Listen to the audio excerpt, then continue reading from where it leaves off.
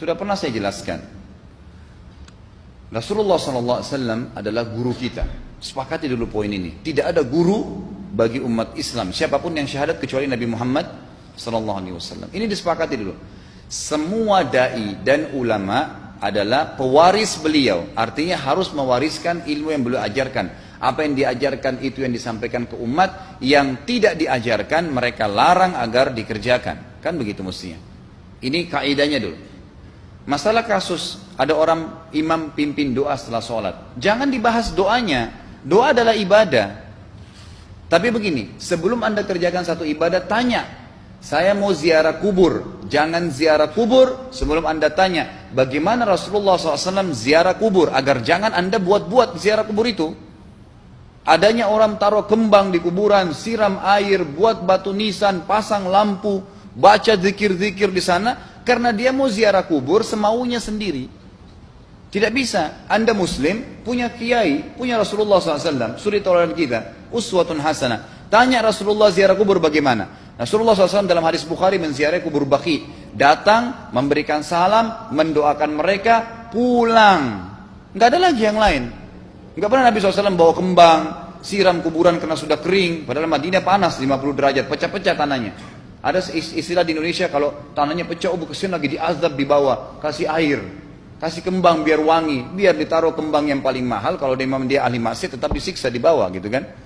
Jadi nggak bisa itu patokannya. Mau sholat, jangan pernah sholat dulu. Tanya Rasulullah sholat bagaimana, belajar 5 menit bisa. Oh rukunya begini, sujudnya begini, sama. Baru Allah terima. Tujuan Nabi SAW diutus untuk apa? Untuk dicontohi, diciplak hidupnya. Cara makannya, cara tidurnya, berpakaian, bahkan cara jalannya saja. Para sahabat contohnya, Nabi jalan begini. Bukankah ada hadis yang mengatakan sahabat berkata Rasulullah SAW kalau jalan seperti orang turun dari bukit. Mereka sampai membahasakan itu. Rasulullah pernah keluar kepada kami menyisir rambutnya dengan rapi ke arah sebelah kanan belakang. Ditunjukkan, gitu kan? Rasulullah SAW menyukai ini. Rasulullah SAW memakan dengan cara begini. Diajarkan kepada kita semua agar kita contohin. Yang jadi masalah bagi kita ini, kita selalu mau buat apa-apa yang tidak diperintahkan oleh Nabi SAW. Selalu alasannya baik. Sekarang kasus berdoa setelah sholat. Doa adalah ibadah, nggak ada masalah doa. Tapi kalau kita mau ikat antara sebuah ibadah dengan ibadah yang lain, tanya dulu, Rasulullah pernah ikat nggak? Pernah pertemukan nggak? Ziarah kubur dengan baca Quran. Ziarah kubur ibadah, baca Quran ibadah. Pernah nggak Nabi baca Quran di kuburan? Itu tanya. Nggak ada riwayat Nabi SAW pernah baca Al-Fatihah untuk orang mati atau baca di ayat Al-Quran. Datangkan dalilnya coba. Tidak ada satu hadis pun menjelaskan masalah itu. Lalu kenapa anda buat? Oh karena saya mau buat ibadah. Baik ibadah yang Nabi ajarin. Salam doain. Selesai. Jangan lebih daripada itu. Masa anda lebih pintar dari Nabi Muhammad SAW? Habis sholat. Memang paket yang Nabi tawarkan. Yang beliau selalu kerjakan adalah zikir. Setelah sholat. Dengan zikir sholat yang sudah masyhur. Istighfar. Kemudian baca Allahumma antas salam. Sampai membaca ayat kursi. Al-Ikhlas, Al-Falaq, An-Nas. Baca subhanallah. Alhamdulillah Allah Akbar 33 kali sampai terakhir baca digenapkan la ilaha illallah wahdahu la syarika. Selesai itu semua hadis Nabi SAW menjelaskan setelah sholat Rasulullah SAW langsung berdiri. Memang beliau tidak pernah berdoa habis sholat waktu itu. Memang begitu. Bukan doanya yang jadi masalah, bukan. Karena Rasulullah tidak kerjakan, jadi kita tidak kerjakan. Saya tekankan dalam pengajian saya, kalau anda punya hajat berdoa, berdoalah setelah sholat ba'diyah. Insya Allah aman. Karena sudah lepas dari paket yang Nabi tentukan. Selama Rasulullah SAW sudah mencontohkan dan memerintahkan sebuah perbuatan, ditentukan tempatnya, jumlahnya, waktunya, jangan pernah dilanggar. Habis sholat bacalah subhanallah 33, alhamdulillah 33, Allah Akbar 33. Jangan anda bilang saya bisa baca 100. Loh, Rasulullah suruh 33 kok. Ditentukan, jangan lebih pintar. Nanti setelah sholat, jangan ikutkan dengan paket rangkaian sholat ini. Di luar waktu sholat anda membaca 100 silahkan. Karena nggak ada penekanan di situ. Kalau ada penekanan waktu, tempat, dan jumlah, jangan dibantah. Anda pengikut Rasulullah atau bukan gitu kan? Harus jadi jelas. Yang membuat umat ini di Indonesia juga jadi masalah sekarang karena mau buat sendiri. Semaunya sendiri. Kenapa akhi, kenapa Pak Kiai, kenapa Habib, kenapa Ustadz, kenapa buat ini? Bukankah Rasulullah tidak mencontohkan? Oh nggak apa-apa, ini kan baik. Loh, kalau semua orang berkata seperti Anda, apa yang tertinggal dari agama kita? Kira-kira apa lagi yang tertinggal? Nggak ada kemurnian agama karena semua orang mau buat semaunya. Gitu kan? Semaunya sendiri. Pindah rumah, baca berzanji. Apa itu berarti sejarah Nabi? Kenapa baca berzanji saudaraku? Rasulullah waktu pindah rumah pernah baca-baca gitu enggak? Enggak pernah. Kenapa dibuat? Anda muslim bukan? Muslim, ya saya harus ikuti. Kalau tidak akan terus ini mengakar nih. Anda buat satu bid'ah sekarang, bid'ah itu lawannya sunnah. Anak Anda akan buat 10 bid'ah, cucunya akan buat 100 bid'ah, akan banyak bid'ah merakar di masyarakat, dan agama akan ditinggalkan. Kemurnian sunnah akan hilang, gitu kan? Ini bahaya. Ingat, Nabi SAW mengatakan kepada kita dengan hadis yang sangat jelas. Hadis sahih riwayat Imam Ahmad bunyinya begini. Semoga Allah merahmati umatku yang menukil dariku seperti apa yang aku ajarkan atau sebutkan. Sampai ulama hadis mengatakan Nabi ucapin habis sholat astagfirullah, maka sahabat tidak ada berani yang menambah azim. Enggak ada sahabat yang bilang astagfirullah azim habis sholat, enggak ada. Astagfirullah saja karena Nabi ucapin itu. Mereka mengakui tidak lebih pintar daripada Nabi SAW. Kenapa kita harus tambah astagfirullahaladzim wali walidayya wali muslimin, panjang? Dari mana ini semua? Ditambah-tambah, diembel-embelin, kenapa? Akhirnya keluar dari ajaran Nabi Muhammad SAW. Ini masalah gitu kan? Kenapa harus dilakukan? Peringatan maulid Nabi sudah sering saya ingatkan. Anda tanya semua yang buat maulid, kapan maulid itu sejarahnya ada? Semua buku sejarah menjelaskan tahun 230 Hijriah. Nabi meninggal tahun berapa? 11 Hijriah. Gitu kan? 11 Hijriah. Lalu kenapa harus ada dilakukan? Dan dari mana sejarahnya? Yang membuat pertama adalah orang-orang Syiah. Sejarahnya jelas dari Fatimiyah. Semua buku sejarah sepakat mengatakan bahwasanya maulid munculnya di zaman Fatimiyah. Dinasti Fatimiyah, orang-orang Syiah di Mesir, gitu kan? Dan mereka punya 6 macam maulid yang sampai hari ini masih dikerjakan di Iran. Ada maulid Nabi SAW, Hasan, Husain, Ali, Fatimah, dan raja mereka. Sampai hari ini masih ada. Kenapa orang-orang waktu baca maulid, baca salawat sambil berdiri pegang tangannya taruh di dada?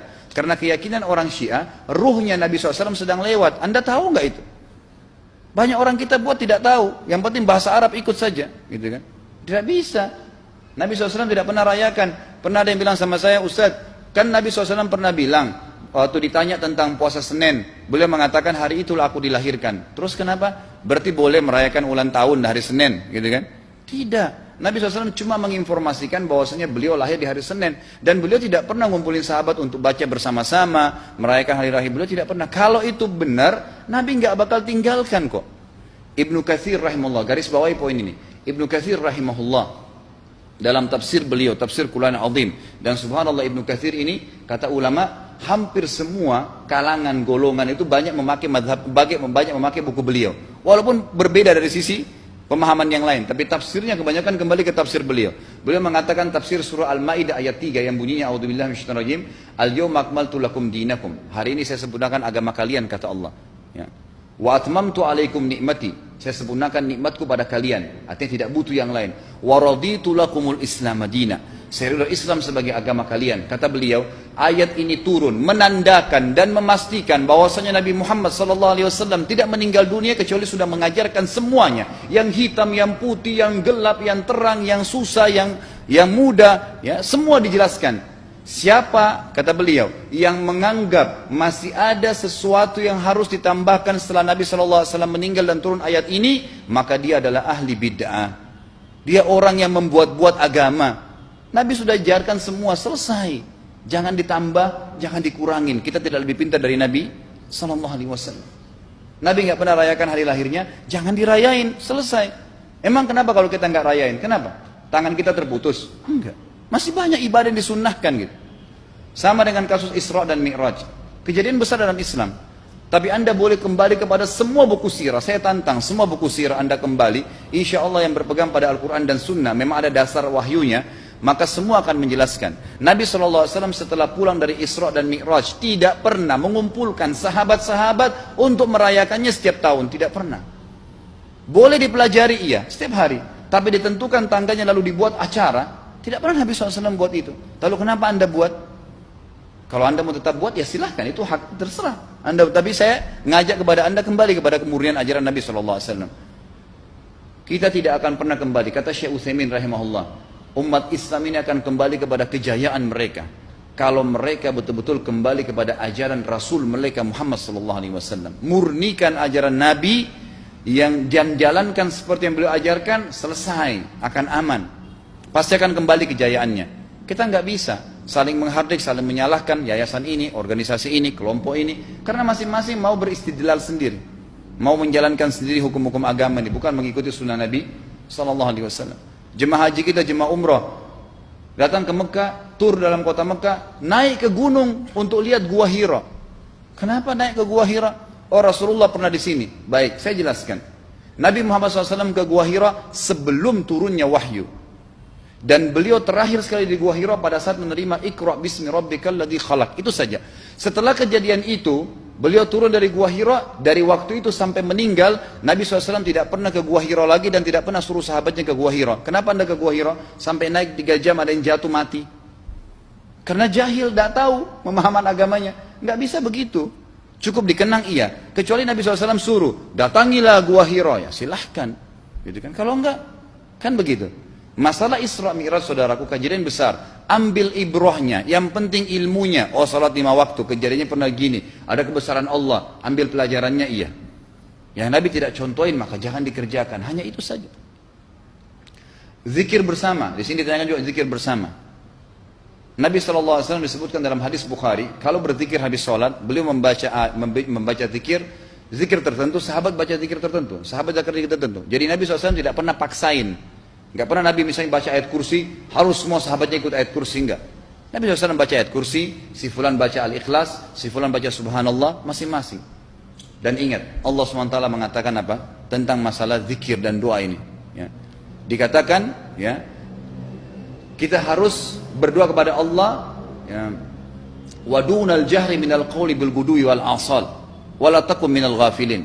Berdoalah kalian, berzikirlah kalian dengan tuh kalian, dunal jahr minal qaul, tidak dengan teriak-teriak. Allah berfirman dunal jahr, tidak teriak-teriak, ya. Dan janganlah kalian menjadi orang-orang yang lalai. Makanya pernah ada sahabat, waktu Nabi SAW berkata begini, dalam hadis Bukhari juga, waktu pulang dari salah satu perjalanan, kalau kalian sedang menukik, kuda unta lagi menukik, bertakbirlah, bilang Allahu Akbar. Kalau kalian sedang menuruni sebuah lembah, bertasbihlah, bilang subhanallah. Ada satu sahabat badui, orang dari padang pasir, semangat dia jalankan sunnah Nabi. Waktu kudanya lagi naik, Allahu Akbar, dengan suara keras dia teriak. Jalankan sunnah kan? Tapi teriak ya. Apa yang terjadi? Nabi SAW panggil, ditepuk pundaknya, Nabi mengatakan, pelankan suaramu. Zat yang sedang kau panggil tidak tuli. Allahu Akbar. Cukup. Ada apa? Kecuali di medan perang lain nakutin musuh. Gitu kan? Untuk apa takutin kuda sendiri? Nggak perlu, gitu kan? Jadi mengikuti sunnah Nabi dengan ilmu yang benar itu akan membawakan ketenangan hidup. Yang buat kacau kita ini jadi kacau karena mau membumbu-bumbui macam-macam ditambah-tambah.